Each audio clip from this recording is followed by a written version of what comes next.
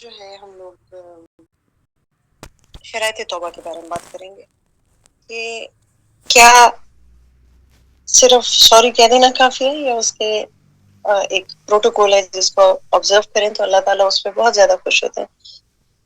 تو یہ اللہ تعالیٰ نے ہی ہمیں سکھائے اور اپنے انبیاء کے ذریعے، نبی پاک صلی اللہ علیہ وسلم کے ذریعے، صحابہ کرام کے ذریعے. تو یہ ایک آپ یہ کہہ لیں کہ ایک ٹرائی ٹیسٹڈ اینڈ مستند ذریعہ ہے توبہ کی قبولیت کا. تو جو اس میں کہا جاتا ہے وہ یہ کہتے ہیں کہ جو توبۃ نصوح ہے، یعنی جب بھی کوئی بندہ توبہ کا ارادہ کرے تو اپنے دل کا اچھی طرح سے جائزہ لے کہ کیا میں ان شرائط کے ساتھ سچی توبہ کرنے والا ہوں یا یہ میری صرف زبانی کلامی جمع خرچ ہے. تو اس میں جو سب سے فرسٹ کہہ لیں آپ اس کو، وہ الندم ہے، یعنی اپنے کیے پر ندامت اور شرمندگی. تو نبی پاک صلی اللہ علیہ وآلہ وسلم نے فرمایا کہ ایسی توبہ، اس کا مطلب یہ ہے کہ ایسی توبہ جو ندامت اور شرمندگی کے ساتھ کی جائے، کیونکہ اس کے بغیر توبہ قبول نہیں ہوتی. اچھا، اب دوسرا جو ہے وہ یہ ہے الالقاء عن ذنب، یعنی گناہ کو چھوڑ دینا. یعنی آپ نے یہ دعا، یہ ارادہ، یہ نیت کرنی ہے کہ آپ نے گناہ کو چھوڑ دینا ہے، ٹھیک ہے. پھر اس کے بعد آ جاتا ہے آپ کا عزم اور ارادہ، العزم علی عدم العودہ، یعنی دوبارہ اس گناہ یا غلطی کے نہ کرنے کا مصمم عزم اور ارادہ. موسیٰ علیہ السلام کے بارے میں ایک قصہ ملتا ہے، کر دوں گی. وہ یہ تھا کہ ایک دفعہ بنی اسرائیل میں شدید قحط پڑا تھا اور بہت عرصے تک بارش نہیں ہوئی تھی. اس میں اس حد تک کہ بہت سارے جانور چوپائے مرنے لگے. تو حضرت موسیٰ علیہ السلام اللہ سے دعا کرنے لگے اور انہوں نے اپنی قوم سے کہا کہ ساری قوم باہر نکلے تاکہ نماز استسقاء ادا کی جائے.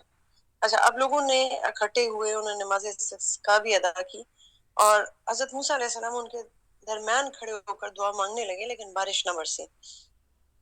اب موسیٰ علیہ السلام نے کہا کہ اے میرے رب، ہم نے نماز بھی ادا کر دی، دعا بھی مانگی، مگر بارش نہیں برسی، کیا وجہ ہے؟ تو اللہ تعالیٰ نے موسیٰ علیہ السلام کی طرف وحی فرمائی اور کہا کہ اے موسیٰ، بارش نہیں برسے گی اس لیے کہ تمہاری صفوں میں ایک انسان ایسا ہے جس نے 40 سال تک میری نافرمانی کی. تو اب اس کے جو گناہ ہیں وہ بارش کے درمیان حائل ہیں.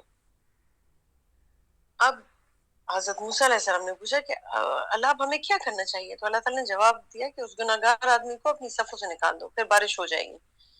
اچھا، اب حضرت موسیٰ علیہ السلام نے اللہ تعالیٰ کا پیغام اپنی قوم کو سنایا اور ان سے کہا، جو لوگ اکٹھے ہوئے تھے نماز استسقاء کے لیے، انہوں نے کہا کہ ہمارے درمیان ایک ایسا آدمی ہے جس نے 40 سال تک اللہ کی نافرمانی کی ہے، تو اس کے گناہ ہمارے اور بارش کے درمیان حائل ہے. تو جب تک وہ ہمارے درمیان سے نہیں نکل جاتا بارش نہیں برسے گی. اب ہر ایک انسان کو اپنے بارے میں آگاہی ہوتی ہے، اس بندے کو بھی تھی، وہ اپنے آپ کو پہچانتا تھا.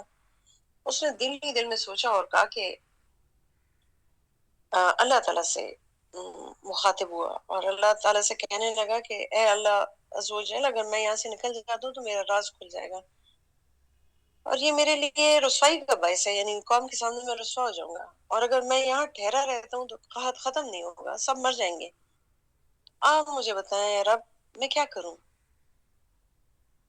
اے میرے رب، تیرے سوا میرے حال سے کوئی واقف بھی نہیں ہے، میں تیرے سامنے سچی توبہ کرتا ہوں اور یہ وعدہ کرتا ہوں کہ دوبارہ ایسا نہیں کروں گا، بس تم میرا پردہ رکھ لے اور بارش نازل فرما دے. جیسے ہی اس نے یہ الفاظ کہے اسی وقت آسمان سے بارش برسنے لگی. تو موسیٰ علیہ السلام بہت حیران ہوئے، انہوں نے کہا کہ ابھی تک تو کوئی شخص ہماری صفوں سے نہیں نکلا مگر بارش ہو گئی، یہ کیا ماجرا ہے؟ تو اللہ تعالیٰ نے پھر وہی کے ذریعے حضرت موسیٰ علیہ السلام کو بتایا کہ بارش میری اس خوشی کے باعث برسی ہے جو میرے بندے کی 40 سال کی نافرمانیوں کے بعد توبہ قبول کرنے سے مجھے ہوئی ہے. تو موسیٰ علیہ السلام نے کہا کہ اللہ مجھے بھی اس بندے کے بارے میں بتائیں تاکہ میں بھی اس کے ساتھ خوشی مناؤں. تو اللہ تعالیٰ سبحان اللہ تعالیٰ نے کتنی خوبصورت بات کی، انہوں نے کہا اے موسیٰ 40 سال تک وہ میری نافرمانی کرتا رہا، بعد میں میں اس کی پردہ پوشی کرتا رہا، آج جب کہ اس نے میرے ساتھ توبہ کر لی تو میں اس کا پردہ کھول کے اس کو کیسے رسوا کر دوں؟ یہ کیسے ہو سکتا ہے؟ سبحان اللہ۔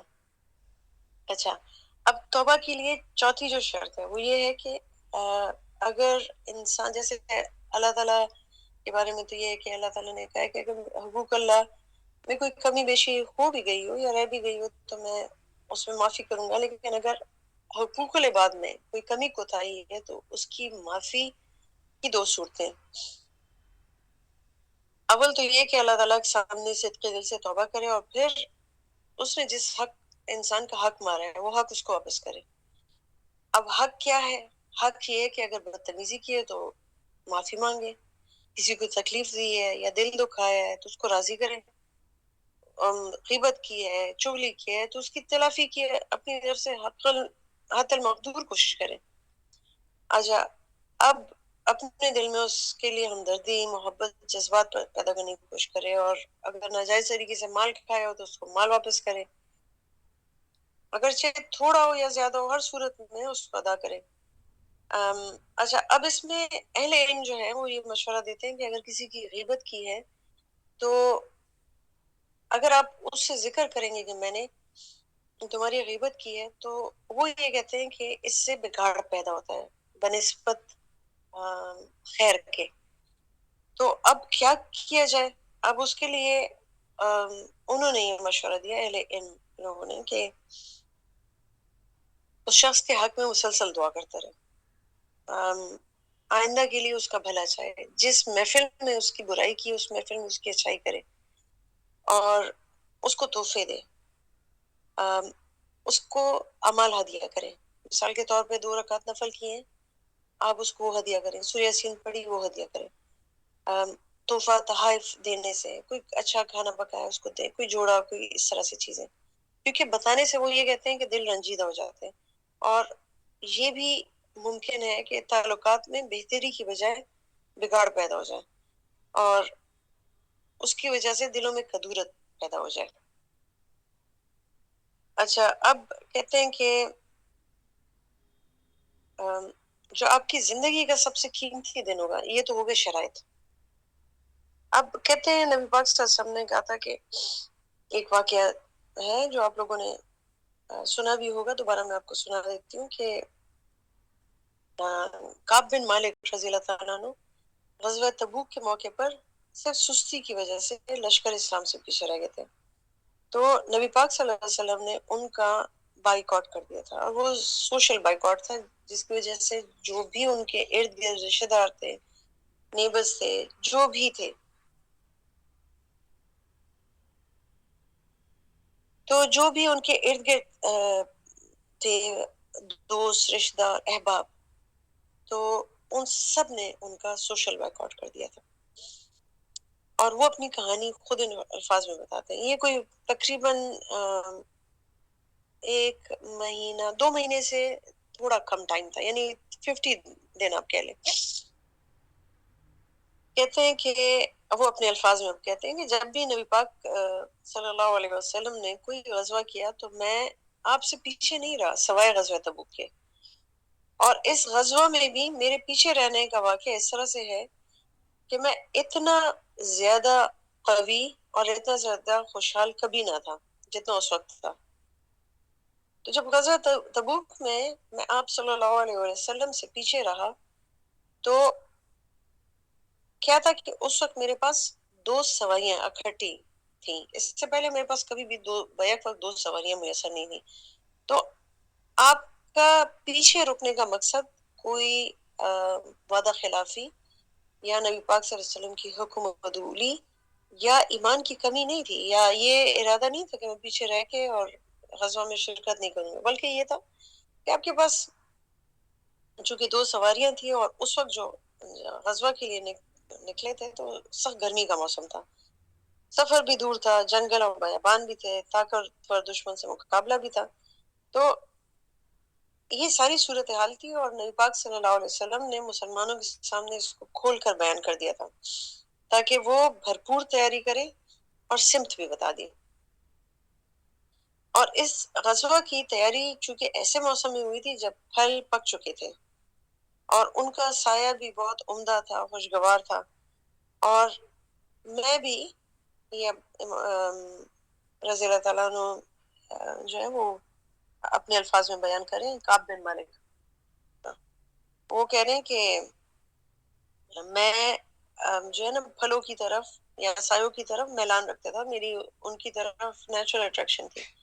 जब रसूल करीम सल्लल्लाहु अलैहि वसल्लम ने और उनके साथियों ने तैयारी की, तो कहते हैं मेरा हाल ये था कि सुबह को आता ताकि उनके साथ तैयारी करूं, लेकिन बगैर कोई फैसला किए लौट जाता। अपने दिल में कहता कि जब चाहूंगा शहरी के सफर हो जाऊंगा, क्योंकि मेरे पास तमाम वसाइल मौजूद थे। अब समझ आए आपको कि उनके पास चूंकि वसाइल भी थे और ताकत भी थी, एनर्जी भी थी, तो वो ये कहते थे कि चूंकि मेरे पास सब कुछ है, तो मुझे अगर वो मुझसे निकल भी गए तो उनको कैचअप करना मेरे लिए मुश्किल नहीं है। कहते हैं मेरी हालत यही रही और लोग जिहाद की तैयारी में मसरूफ रहे। कहते हैं फिर एक सुबह रसूलुल्लाह सल्लल्लाहु अलैहि वसल्लम और उनके साथी जो है जिहाद के सफर पे रवाना हो गए, और मैं कहते हैं बाद में भी कोई फैसला नहीं कर पाया। मेरी यही कैफियत रही, हत्ता कि मुजाहिदीन तेजी पर मंजिले मंजिल पर मंजिलें तय कर रहे थे। कहते मैंने भी इरादा किया कि मैं भी सफर पर रवाना हो जाऊंगा, लेकिन ना हुआ। कहते नबी पाक सल्लल्लाहु अलैहि वसल्लम के जाने के बाद जब मैं लोगों में निकलता तो आम से मेरा सीना भर जाता कि मेरे सामने सिर्फ दो लोग थे, या मुनाफिक थे और या ऐसे कमजोर लोग थे जिनको उज़र के बायस माजूर करा दिया था, यानी उनको नबी पाक सल्लल्लाहु अलैहि वसल्लम ने सफर करने से मना किया था। कहते दौरान सफर रसूलुल्लाह सल्लल्लाहु अलैहि वसल्लम ने मुझे याद नहीं किया, हत्ता कि वो तबूक पहुंच गए।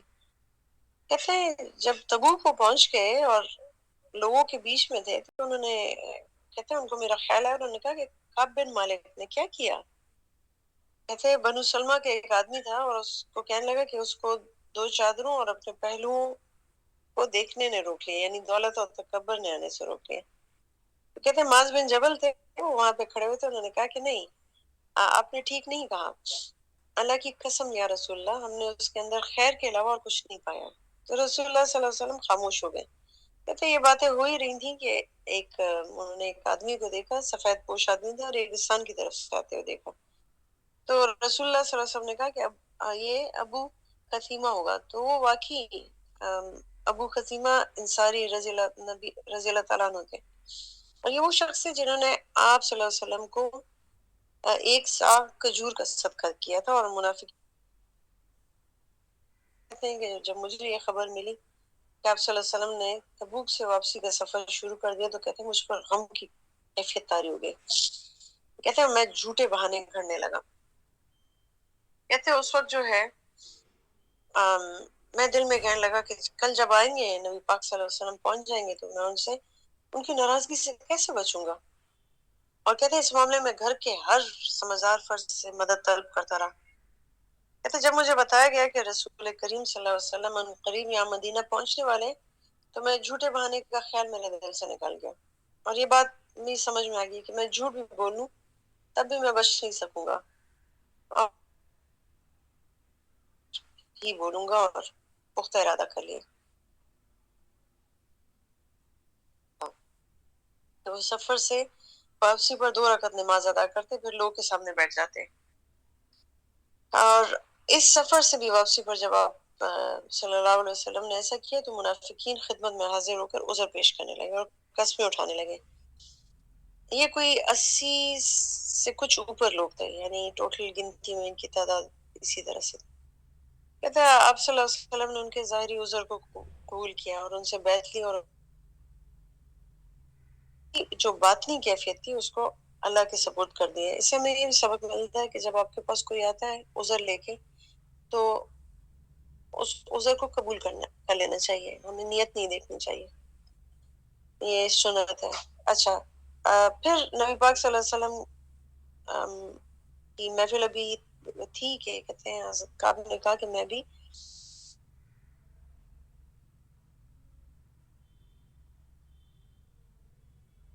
तो आप सल्लल्लाहु अलैहि वसल्लम ने पूछा कि तुम्हें किस चीज ने जहाद से पीछे रखा। क्या तुमने अपनी सवारी नहीं खरीद ली थी? तो मैंने कहा कि या रसूल अल्लाह, अल्लाह की कसम, मैं आप सल्लल्लाहु अलैहि वसल्लम के से बच जाता, लेकिन अल्लाह की कसम मुझे मालूम है कि अगर मैं आपके सामने झूठ बोलकर सुरखरू हो भी जाऊं और आप सल्लल्लाहु अलैहि वसल्लम मुझसे राजी भी हो जाएंगे, नाराज कर देगा। और अगर मैं सच बोलूं तो आप नाराज तो हो जाएंगे, लेकिन मुझे इसमें अल्लाह से अच्छे अंजाम की उम्मीद है। अल्लाह की खुशहाल भी कभी नहीं था जितना इस वक्त था।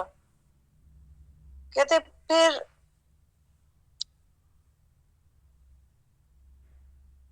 तुम यहाँ से खड़े हो जाओ, यहाँ तक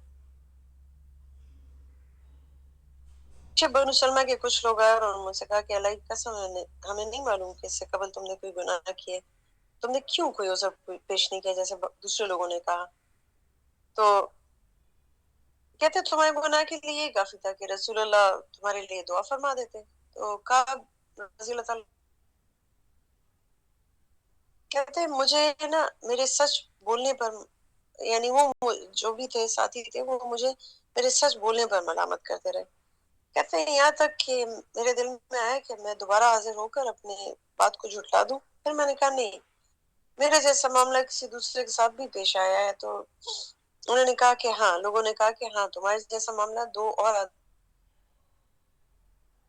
तुमने की थी, उन्हें भी वही जवाब मिला जो तुम्हें मिला है।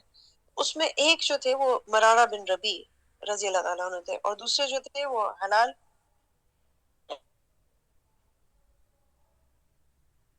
साहबी थे। कहते हैं ये सुनना था कि मैं अपने साबिका मौकफ पे जम गया। इस चीज से ये भी साबित होता है कि हर दौर में चाहे वो सहाबा कराम है या